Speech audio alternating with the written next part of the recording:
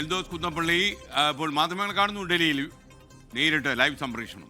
ഞാൻ നിരവധി ഇലക്ഷനുകളിൽ മത്സരിച്ചിട്ടുണ്ട്. ചെറുപ്പകാലഘട്ടം മുതലേ കോളേജിൽ ഫസ്റ്റ് DC റെപ്പായിരുന്നു, എഡിറ്ററായിരുന്നു, ചെയർമാനായിരുന്നു. അന്നൊക്കെ വലിയ ലീഡോടുകൂടി ഞാൻ ജയിച്ചതാണ്. കോളേജിലെ എഡിറ്ററും ചെയർമാനായിട്ടുള്ളത് 1500 വോട്ടിന് ലീഡ് എനിക്ക് അന്നുണ്ടായിരുന്നു. എനിക്ക് 2000 വോട്ടും എൻ്റെ എതിർ സ്ഥാനാർത്ഥിക്ക് 500 വോട്ടായിരുന്നു അന്നുണ്ടായിരുന്നിട്ടുള്ളത്.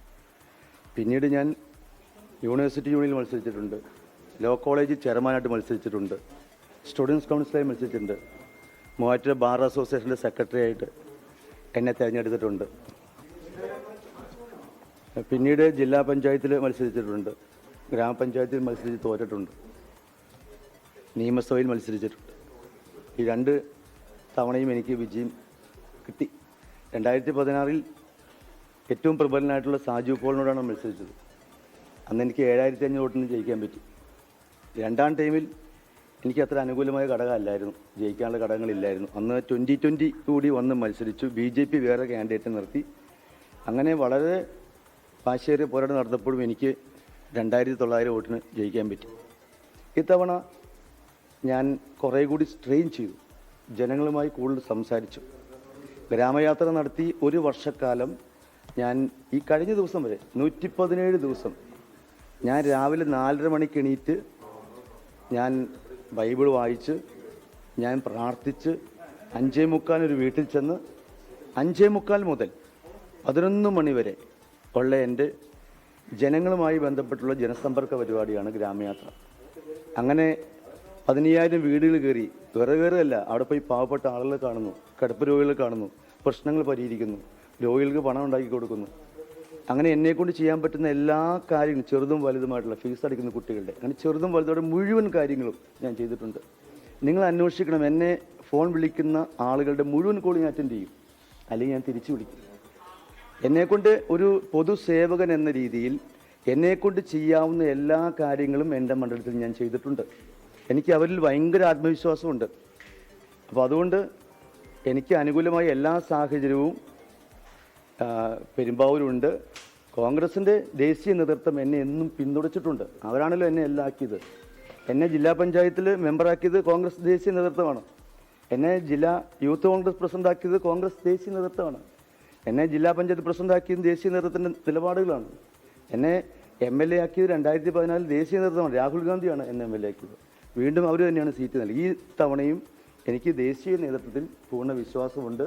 KPCC മുഴുവൻ നേതാക്കന്മാരും എനിക്ക് സപ്പോർട്ടാണ്. ഈ KPCC അനുകൂലിച്ചിട്ടും ഹൈക്കമാൻഡാണ് എൽദോസിന്റെ ഫയലുകൾ തടഞ്ഞു വെക്കുന്നതും എൽദോസിന്റെ കാര്യത്തിൽ പുനരാലോചന വേണമെന്നും പറയുന്നത്. അതുകൊണ്ട് ആ കേസാണ് പ്രശ്നമായിട്ട് നിൽക്കുന്നത്. എനിക്ക് എതിരെയുള്ള കേസ് നിങ്ങൾക്കറിയാലോ, അതൊരു തട്ടിപ്പ് കേസാണ്.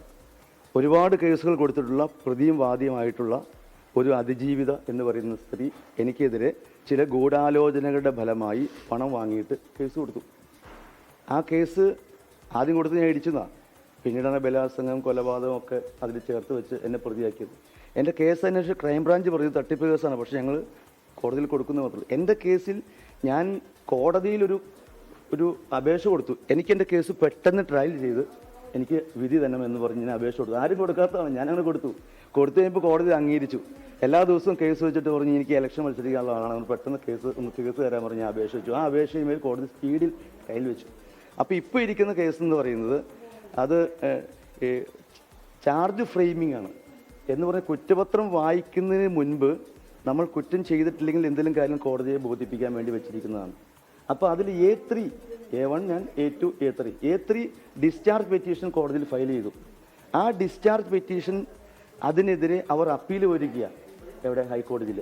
അപ്പോൾ അപ്പീൽ ഇരിക്കുന്ന ഒരു കേസിൽ ഒരിക്കലും കോടതിക്ക് അതിൻ്റെ കുറ്റപത്രം വായിക്കാൻ പറ്റും. കുറ്റപത്രം വായിക്കുക എന്നുള്ളത് കേസ് അല്ല, അത് ഹിയറിംഗ് ഒരുപാട് നാൾ കണ്ടുള്ള സംഭവമാണ്. എല്ലാ കേസുകളും ഞാൻ നേതാക്കളെ കണ്ടിട്ട് എനിക്കുള്ള അനുകൂല സാഹചര്യങ്ങൾ എന്നെ സഹായിക്കണം. ഞാൻ 10-31 വർഷമായി കോൺഗ്രസ് പ്രവർത്തകരാണ്. എൻ്റെ സാഹചര്യങ്ങൾ എനിക്ക് അനുകൂലമാണ് അവിടെയെല്ലാം. അതുകൊണ്ട് കോൺഗ്രസ്സിലെ 20 സിറ്റിംഗ് MLA മാർക്കും സീറ്റ് കൊടുക്കുമ്പോൾ എന്നെ അവോയ്ഡ് ചെയ്ത്, എന്നെ സൈഡ് ലൈൻ ചെയ്യരുത്. എനിക്ക് വളരെ വിജയസാധ്യതയുണ്ട്. ഞാൻ 10-15,000 വോട്ടിനോട് ജയിക്കും. അപ്പോൾ അത് ആരെങ്കിലും നുണപ്രചരണം നടത്തിയിട്ടുണ്ടെങ്കിൽ, തെറ്റായ കാര്യങ്ങൾ പറഞ്ഞിട്ടുണ്ടെങ്കിൽ അത് അന്വേഷിക്കട്ടെ. എൻ്റെ കേസ് AICC ഏറ്റവും പ്രഗത്ഭനായ ഇവിടുത്തെ ഒരു വക്കീലിനെ കൊണ്ട് എൻ്റെ കേസിലെ കോടതിയുടെ ഉത്തരവുകൾ പഠിക്കട്ടെ. പാർട്ടിക്കുള്ളിൽ നിന്ന് തന്നെയാണ് ജൽദോസിനെതിരെ എതിർപ്പ് ഉയർന്നത്. അപ്പോൾ കൃത്യമായി അവിടെ നിന്ന് തന്നെയാണ് ആളുകൾ എതിർപ്പായി എത്തിയത്. അപ്പോൾ പാർട്ടിക്കുള്ളിൽ തന്നെ എതിർപ്പുകൾ ഉണ്ടെന്ന് വ്യക്തമല്ലേ? പ്രാദേശിക ഞാൻ മറ്റു പാർട്ടിയിലെ ആരെങ്കിലും കോൺഗ്രസ് സീറ്റ് ആഗ്രഹിച്ചുകൂടെ വരുമോ? സ്വാഭാവികമായിട്ടും നിങ്ങൾക്കറിയാലോ, നമുക്ക് ഒരിക്കലും ഒരു CPM-ൻ്റെ ഒരാൾ എനിക്കിത് പറയാൻ ഒരു സീറ്റിനോട് ചെയ്യേണ്ട കാര്യമില്ല. കോൺഗ്രസ് പാർട്ടിയിലുള്ള ആളുകളായിരിക്കുമല്ലോ അത് ആഗ്രഹിക്കുന്ന ആളുകൾ. അത് എനിക്കതിൽ തെറ്റ് പറയാനൊന്നുമില്ല.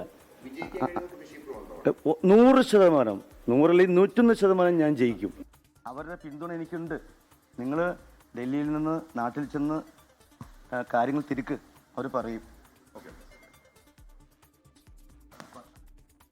കുന്നപ്പള്ളിയിൽ സംസാരിക്കുകയായിരുന്നു. ഡൽഹിയിൽ അദ്ദേഹത്തിന് സീറ്റ് നിഷേധിച്ചു. അദ്ദേഹത്തിന് കോൺഗ്രസിൻ്റെ ആദ്യ പട്ടിക പുറത്തിറക്കിയപ്പോൾ പെരുമ്പാവൂരിൽ അദ്ദേഹത്തിൻ്റെ പേരില്ല.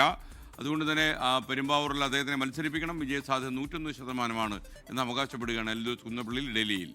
ലോകത്തെവിടെയായാലും ഏത് സമയത്തും 24 വാർത്തകളും ഓഗ്മെന്റഡ് റിയാലിറ്റി പാക്കേജുകളും എക്സ്പ്ലെയിനറുകളും വിശദമായി കാണാൻ ഞങ്ങളുടെ യൂട്യൂബ് ചാനൽ നിങ്ങൾക്ക് സബ്സ്ക്രൈബ് ചെയ്യാം.